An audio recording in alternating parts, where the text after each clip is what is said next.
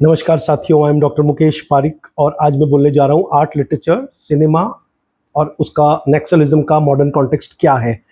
तो कोशिश करूँगा कि ये समझा पाऊँ कि जो आर्ट और लिटरेचर होता है वो एक काउंटर आर्काइव की तरह काम करता है।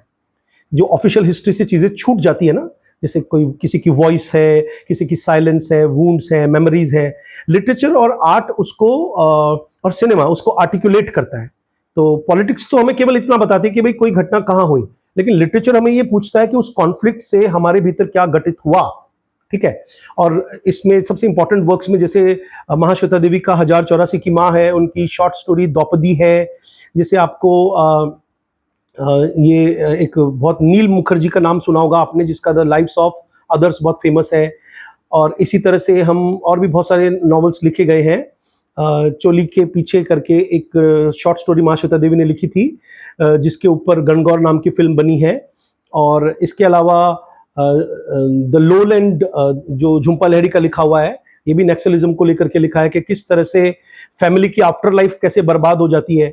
और ये जो जैसे अभी एक मूवी भी बनी है, आपने नाम सुना होगा अमित मुस्कर की, न्यूटन, है ना।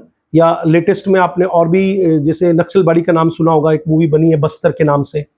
तो ये जो मूवीज और आर्ट और सिनेमा है, ये हम लोगों को ये सिखाता है कि रेडिकलिज्म क्या है, स्टेट पावर क्या है, रेवोल्यूशनरी पॉलिटिक्स क्या है, और यंग माइंड्स को के ऊपर इनका क्या असर पड़ता है और इनके आफ्टर मैथ्स क्या होते हैं। ठीक है।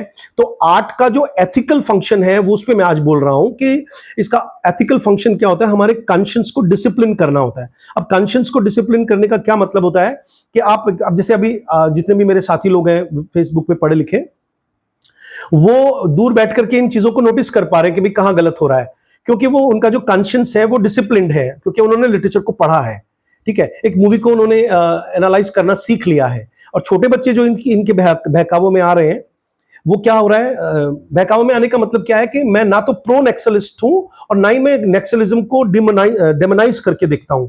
मैं बिल्कुल एक आर्ट का टीचर हूं और आर्ट का स्टूडेंट हूं, लिटरेचर का टीचर हूं और उसका स्टूडेंट हूं। तो मैं यही देखता हूं कि पॉलिटिकल अवेयर तो होना बहुत जरूरी है और लिटरेचर हमें सिखाता भी है, लेकिन वो हमें एथिकली भी अलर्ट करे, वो हिस्टोरिकली सेंसिटिव बनाए, जिसके लिए हमें हिस्ट्री का पता होना चाहिए, और इंटेलेक्चुअली स्केप्टिकल बनाए। अब ये इंटेलेक्चुअली स्केप्टिकल अगर हम नहीं है तो हम यही सोचेंगे कि हम जो जानते हैं वो बिल्कुल करेक्ट है। और शायद यही नेक्सलिज्म को समझने का सबसे मैच्योर तरीका है कि आइडियोलॉजी से पहले हम ह्यूमैनिटी को पढ़ें और रेवोल्यूशनरी से आगे जाकर के या रेवोल्यूशन से आगे जाकर के हम इसकी जो आफ्टर मैथ और जो ह्यूमन कॉस्ट है उसको समझने की कोशिश करें। ठीक है। तो हमारी कॉन्शियंस कैसे डिसिप्लिन्ड हो, ये हमको सिखाता है literature. Thank you very much.